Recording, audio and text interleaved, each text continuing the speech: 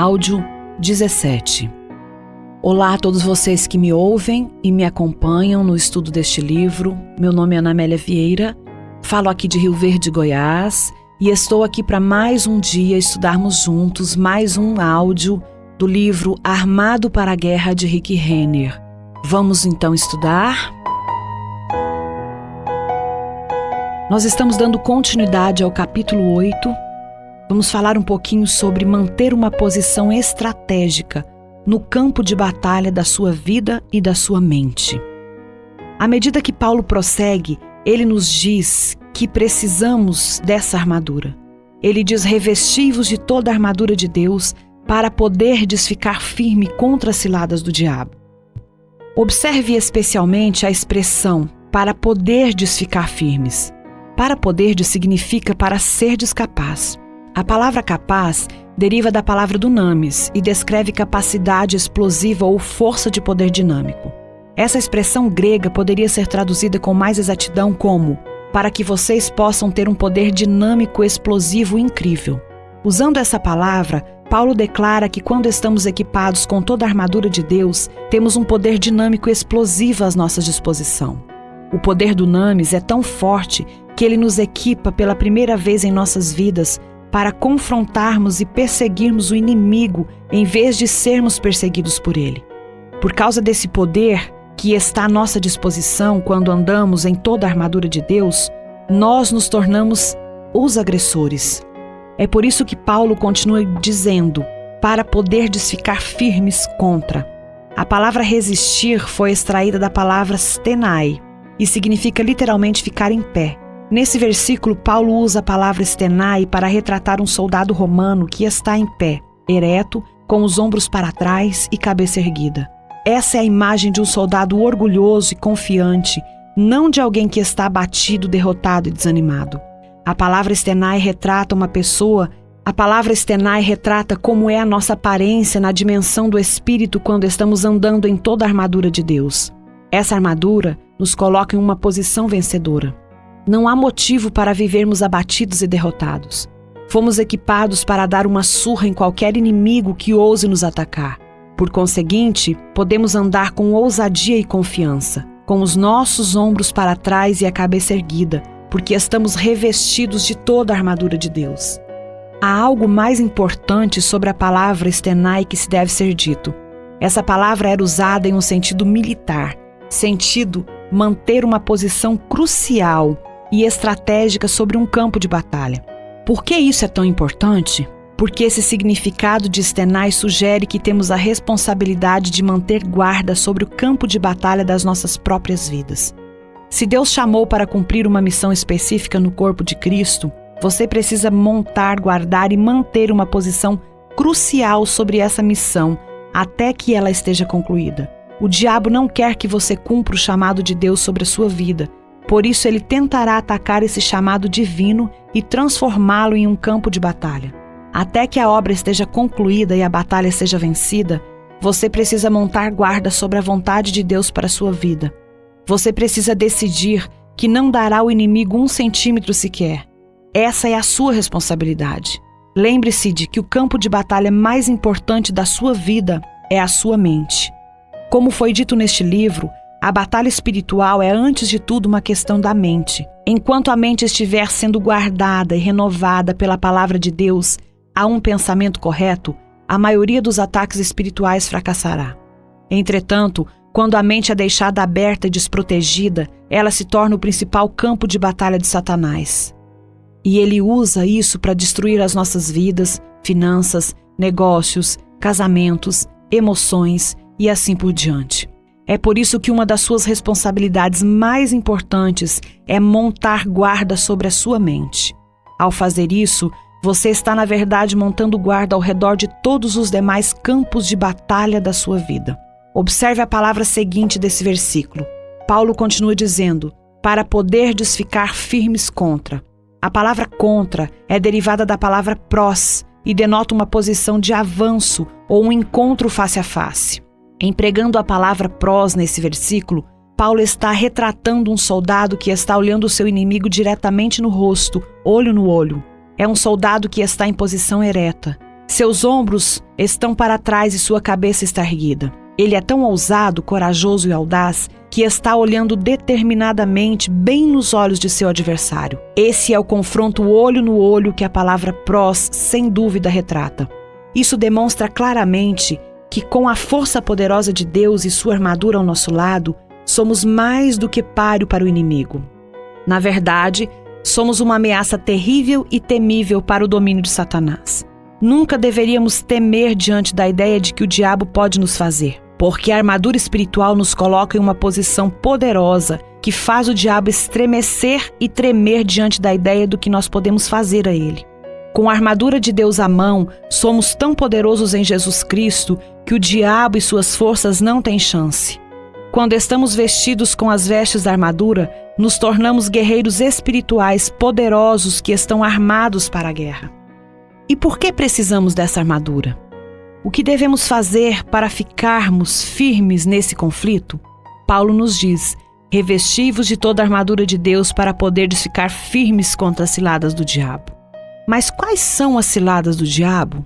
A palavra ciladas é uma de 3 palavras-chave que você precisa conhecer e entender ao estudar o tema de batalha espiritual.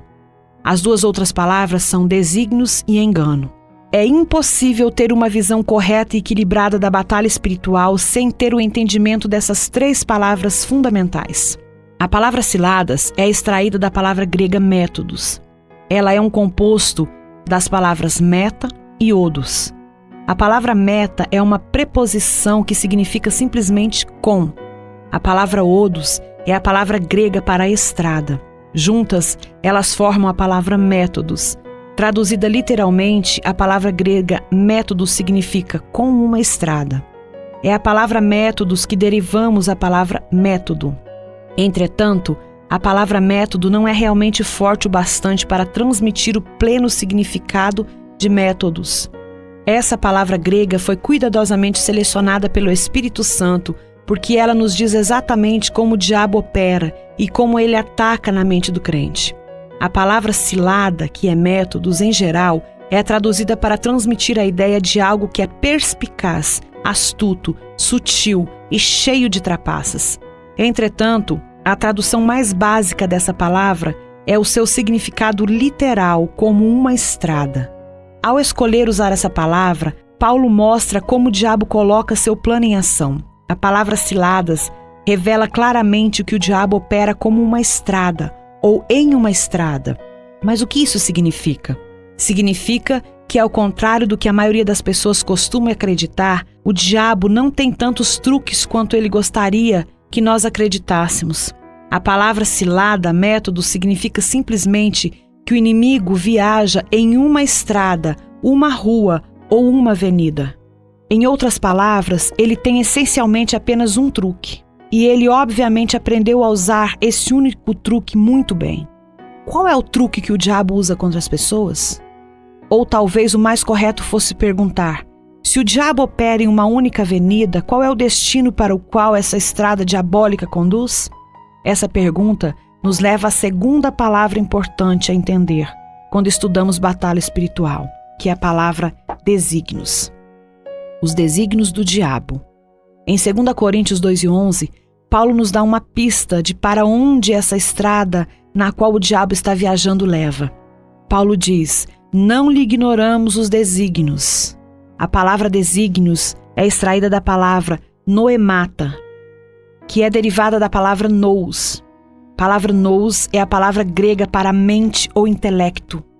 Entretanto, a forma noemata, como usada por Paulo em 2 Coríntios 2:11, traz consigo a ideia de uma mente enganada. Especialmente a palavra noemata detona o trama insidiosa e malévola de Satanás para encher a mente humana de confusão. A palavra desígnios, noemata, realmente retrata as tramas insidiosas e os esquemas malignos que Satanás usa para atacar e vitimar a mente humana. Um expositor até afirmou que a palavra desígnios traz consigo a noção de jogos mentais. Tendo isso em mente, você poderia traduzir o versículo como: não ignoramos os jogos mentais que Satanás tenta nos armar. Paulo usou a palavra desígnios para descrever os ataques aos quais ele havia resistido pessoalmente para que soubéssemos que até ele tinha de lidar com os ataques mentais do adversário de tempos em tempos.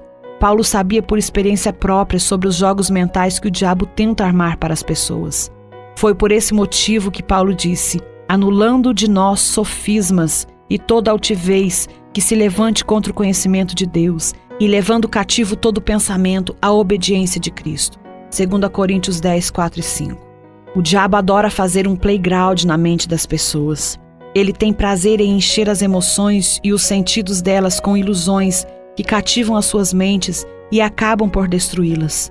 Ele é mestre no que se refere a jogos mentais.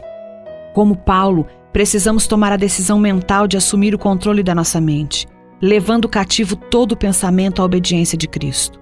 Precisamos parar de ouvir a nós mesmos e começar a falar com a nossa própria mente.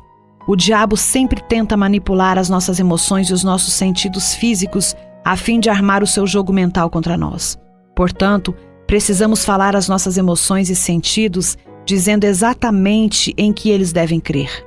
Considerando as palavras ciladas e desígnios, agora vimos duas coisas crucialmente importantes que precisamos saber sobre a estratégia do diabo para atacar e vitimar a mente humana.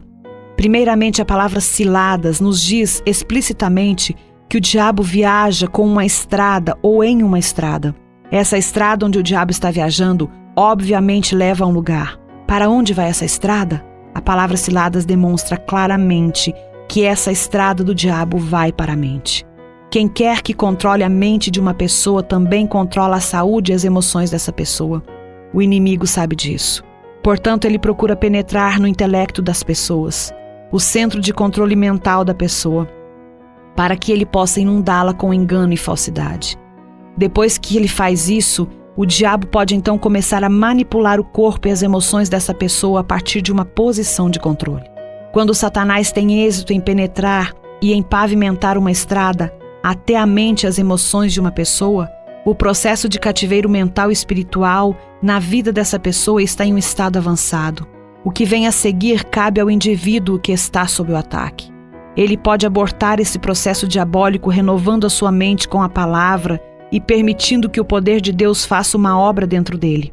Mas se essa pessoa não optar por renovar a sua mente e se render à obra do Espírito Santo, será apenas uma questão de tempo até que uma sólida fortaleza de engano comece a dominar e manipular a sua autoimagem, o seu status emocional e o seu pensamento de um modo geral. Isso nos leva à terceira palavra que precisamos entender quando falamos de batalha espiritual. É a palavra engano. E essa palavra nós vamos estudar no nosso próximo áudio. Vou orar por você. Pai, estamos mais uma vez aqui diante da Tua presença. Te pedimos que venha renovar a nossa mente, Senhor, na Tua presença, na Tua palavra, diante do Senhor. Porque a nossa mente é o maior ataque do inimigo, mas nós estamos aprendendo a como blindá-la. Nós estamos aprendendo a como protegê-la mediante a Tua presença e o poder do Espírito Santo que opera em nós. Esteja conosco, Pai, no estudo deste livro. Esteja conosco todos os dias da nossa vida. Essa é a nossa oração, em nome de Jesus. Amém. Voltamos amanhã com mais um áudio. Deus te abençoe.